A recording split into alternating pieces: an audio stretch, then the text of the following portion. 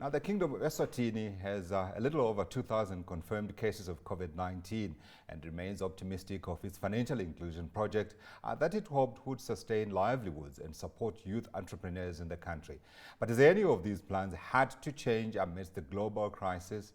And what has been the fiscal response of the government to the pandemic? Joining me to unpack this story is the Finance Minister of Eswatini, Neal Rijkenberg. Neal, thank you for your time and welcome. Thank you, Godfrey. Thank you very much for having me. How many times have you had to go back to the drawing board and look at that plan over again and tweak a few things here and there to ensure that the country is able to navigate this crisis? No, it is a time at the moment we're living in that you need to do that all the time and really constantly tweak, constantly look at one's measures one's applying. Obviously, the lockdown causes all sorts of knock-on effects in the economy that you need to plan for and budget for.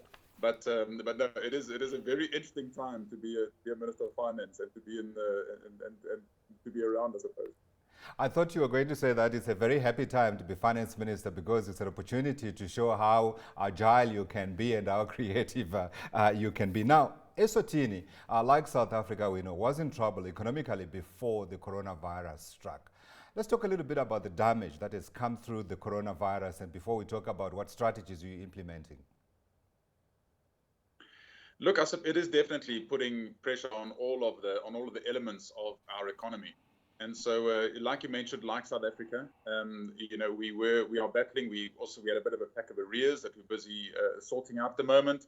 Our budget, we had a slight budget deficit, which has now grown with the COVID crisis. But at the same time, we are making plans. We are in a fortunate position where our debt to GDP is a lot lower. So we're starting off from a base of about 33% debt to GDP ratio. And so from that point of view, one's got a bit more headroom to be able to play a bit more. We were a bit more risk averse to start with, which has helped us. But and unfortunately, going and loaning a bit of money to help us over this period.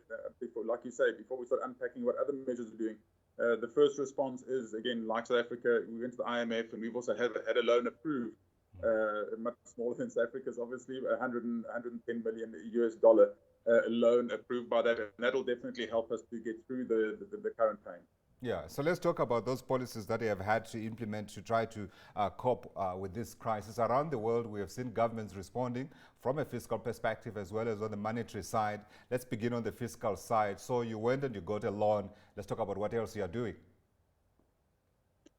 Well, locally, we're coming up with a strategy to just try and boost the private sector. So we really believe in Eswatini that the private sector is the growth engine that's going to get us out of trouble. You know, one is inclined as governments to constantly look at one's own, what's 100% in your control, which is maybe more parastatals or so.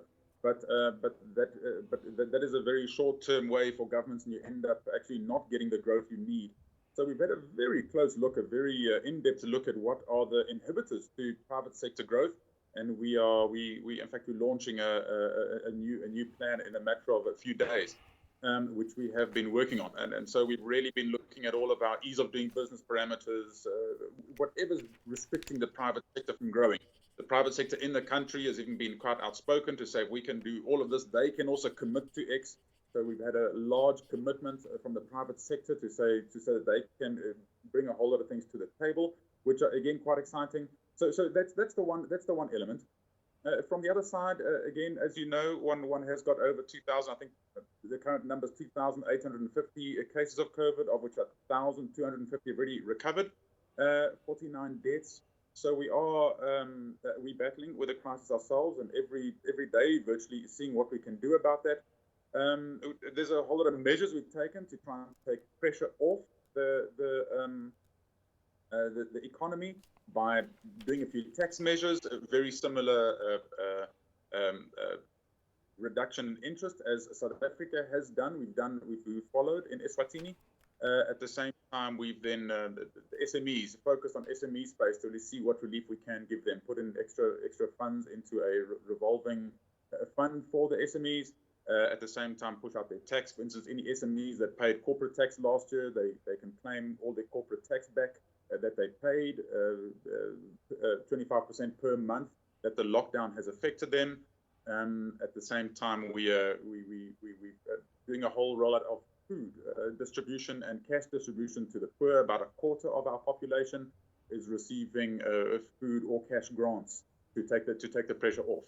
Yeah, it's an interesting tack you've taken in terms of your focus on how to get out of this mess, the focus on the private sector. And I want to talk a little bit about it. Tell me, so you are giving these incentives. What has been the response of the private sector to the measures that you are taking? Because we have seen here in South Africa bans on two very specific sectors, alcohol as well as the tobacco industry. And we have seen now some companies coming through and saying they are having to cut back on capital expenditure because they can see no road because of the bans that we have seen. What about the people in your patch of the world? Are they responding more with an increase in capital expenditure?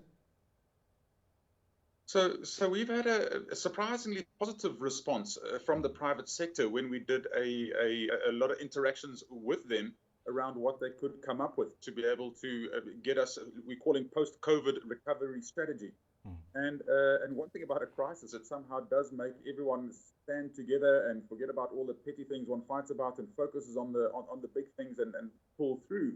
And so we have our bigger industries is the sugar industry, the timber industry, textile industry, and then we have a Coca-Cola plant in eSwatini, which so in that sense, a soft drink industry, and these industries haven't been as badly affected as maybe some others. So there is an element of a blessing there. All of these industries have also come forward to say, we would like to grow in this area. So instead of us looking at what can we cut back on, we've really focused on what growth could be taking place. And then as government stepping up to the plate to say, what do you need to do that with? What infrastructure do you need? We'll focus on an infrastructure, a bit of a push if we can as a country, post-COVID. At the same time, often it's just some legislation or allocation of land or what the land is even registered for. Maybe it's registered for something wrong to open up doors and open up. We haven't been that proactive on our energy space, so we've got a bit of headroom there. Unlocking a lot of potential in that space. So from that point of view, it's actually been, in a sense, amongst all the pain, quite exciting. Something along the lines learning from Swaziland. I mean, it's easy to make the comparison with South Africa, number one, because of the connection of the two economies. But we're talking different numbers, of course, in terms of how you respond and the impact that it has on your economy. I want to come back and talk about the plan that you said you are working on, that you are going to release in the next few days. Perhaps you can just give me an outline. But very quickly, before we go there, I wanted to ask the question around corruption, which we have seen as the big issue here in South Africa. The ruling party itself acknowledging there is a problem. The president acknowledging that there is a problem. Is it an issue that you're having to deal with as you dish out these funds and you try to get the economy going again? Corruption's an issue which one always has to deal with, unfortunately. It isn't something as, even though one might be terrible at it or one might be better at it, it is something that always needs focus and needs a drive to sort out. So in my opinion, let me rather speak personally, in Eswatini we don't have a big problem with corruption. But at the same time, it would be very wrong to say it's not there. We definitely do have elements of it, smaller pockets of it, if I can put it that way, which we are focusing on, which we are busy sorting out, even as we speak. Sometimes the element of corruption is almost like inbred in an institution. It's easier just to cut that off and change the whole way one does something. Whether sometimes when it is quite light, one can actually go in and actually just do the disciplinary action one needs to be able to fix it. And so in Eswatini, it is something which we constantly deal with, and we try and manage it as such. So largely we've spoken about the fiscal response to this pandemic. On the monetary side, obviously because of the Southern African Customs Union, monetary policy is to an extent coming through from Pretoria here. Have you had to do anything over and above what the South African Reserve Bank has done? Like you say, Godfrey, we are tied at the hip in a sense with South Africa, which has been a benefit for us at Eswatini. Really, we're not looking down at that. South Africa has got one of the best in the world open financial policies, and that has worked for South Africa over the years. Obviously, when there's pain, there's real pain, but at the same time, when there's benefit, there's very real benefit too with the way that it works. Sure. But we're very comfortable currently remaining linked. Our currency is linked as well as our financial policies. Yeah. And obviously being in the Sorry, Godfrey, yeah? I was going to say, would you rather it were otherwise? I know I'm poking a little bit here. Not at all. Obviously, if South Africa, if things had to change, if there was a free fall in the currency, then it would be a different story. Then we'd have to, obviously, as Eswatini, to see if we feel like we've got a stronger base to work off, which better reserves or better confidence in our currency. We'll then obviously have to consider what can we do to try and pull the pin out from the trailer that we are hooked with. But right now, it has really been to our benefit, and we've appreciated the way that we have always managed to work with South Africa, really being so close, being a landlocked country. It's good. Yeah. So two other points that I want to talk to you about. One is obviously this plan that you spoke about a few minutes ago. And the second part of our conversation before we end the conversation is going to be around the African Continental Free Trade Area and what it means for Eswatini. Let's start with this plan that you were talking about. Just perhaps an outline in broad terms about what you intend to do. So what it is doing, it's actually speaking project by project. So it's got almost 100 projects in it, each project being above a limit of 10 million emalangeni, 10 million rands. And the private sector making commitments is to say that we commit to these projects. If government can do this, I can do this. I can make this investment as a private sector. The government then coming up and saying, well, we will support that, as well as we will try to make these blockages go away, and in so doing, make sure that these projects actually fly and these projects can land. So it is really quite granular. So we're going right down to the actual companies themselves, the amount of investment that can be made, and at the same time the amount of jobs. Very much speaking to SMEs, we all know that any big investment drags along a host of SMEs with it, and so there's an element of the plan speaking to that. There's an element of us opening up industrial spaces and doing certain things in our capital spend to make sure that this all happens. So that's what the plan is about. And when we've got it ready to launch, we can possibly again unpack that if you would like. Absolutely. Would love to link up with you and you can give us the details of it. But did I understand you correctly to say you will match the money that the private sector puts in a project? Not necessarily. It is just that, let us say the private sector is saying that they can put up a plant, do a product in a certain area. We then match with the requirements that's needed, be it a tarred road or a factory even, or but often it's even just all the regulatory amounts. So it's not a buck for buck match. It is a doing what government needs to do to enable the private sector to do what they do best. That's the fundamental base which we're working from, and in a sense thinking outside the box in the process, not being too rigid in our thinking to say, because the government policy has said, we're going down this road for the next 5 years.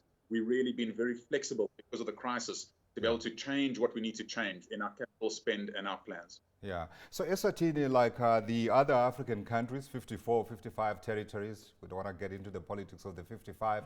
We've been talking about the Africa Continental Free Trade Area as a potential economic booster. We had a study the other day coming through from the World Bank suggesting incomes around the African continent could well increase by close to $500 billion.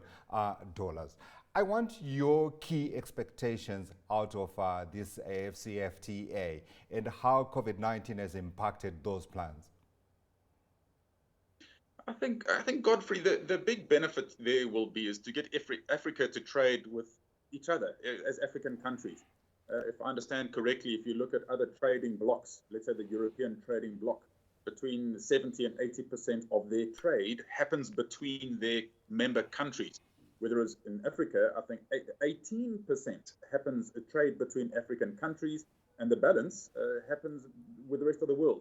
And so for us to be able to thrive as Africa, we have to get this right. We really need to be able to pin down trading with each other, because the biggest benefits lie there, and using our own raw materials to produce the goods that we trade with each other with, be it buying the raw materials from each other too. So this is really something which I believe can unlock huge potential in Africa.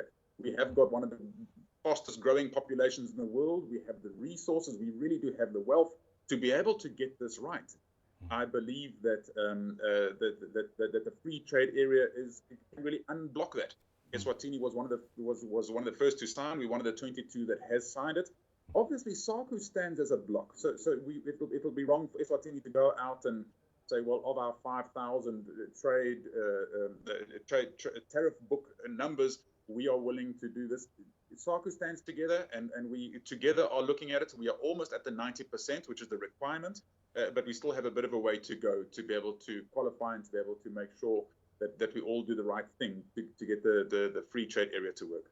Were you in agreement with those who suggested that the implementation of the agreement, and I'm really speaking here, asking you to speak as the part of the eSwatini government, as well as, of course, the position of SACU. Were you amongst that group that suggested that January 2021 might be a better time to start, or among the other group that would have been suggesting that, guys, we need to get onto this thing as quickly as we can, because anytime we are losing, we're not going to get it? Godfrey, my feeling on it, so I was not part of that physical group doing the discussions. I think it's the ministers of trade that are the ones that actually are part of that group looking at it. But I do believe the sooner the better. The moment, obviously, to try and open it up before the movement of people is really open, will, I think, be pointless. But the moment we open up the movement of people between countries, it'll be great to have the free trade areas opened up, so that we can do this, so that trade can follow, and that we can try and get this in place as soon as possible. Is definitely my view on the matter. Absolutely. Well, let's see if we are able to get that January 21 date. I also sense that perhaps it's an opportunity lost here, precisely because we are losing our markets. We do indeed need to be opening our markets on the African continent rather than closing them. Before you go, we have to talk, of course, about your expectations for 2020 for the Eswatini economy and beyond that. Thank you, Godfrey. Yes, so we are. Our budget has taken pain. We have predicted a 20% drop in our taxes. At the moment, to date, it's about 17%. So we're hoping that the worst is behind us too, with us having hard lockdowns and having come out of those hard lockdowns. So I'm personally just hoping it's not going to get to 20% and we end up more around a 10%. But because of that, we have had to do a few cuts. We're spending about 1 billion MLangeni, 1 billion rand on COVID-related increases. But we've managed to make 1 billion rands worth of cuts in our current year's budget. So at the same time, we managed to balance there.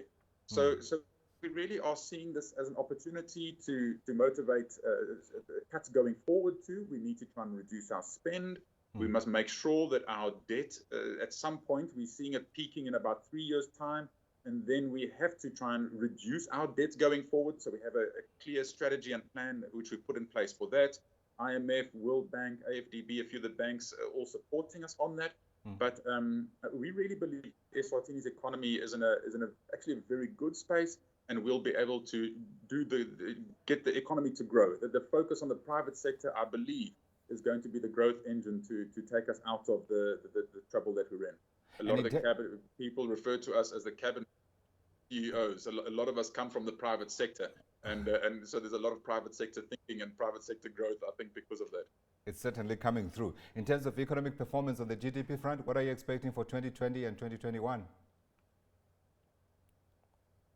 For 2020, we are seeing a reduction, Godfrey. We're looking at probably a 6% reduction in GDP. Like I said, the numbers aren't showing to be as aggressive as that, but those are our numbers, which we have worked out to say it could reduce, it could drop with about 6%. But again, next year we see a rebounding effect. So next year we are predicting that it will rebound back to previous numbers and again have a growth of about 5%, obviously coming off the slightly lower base now.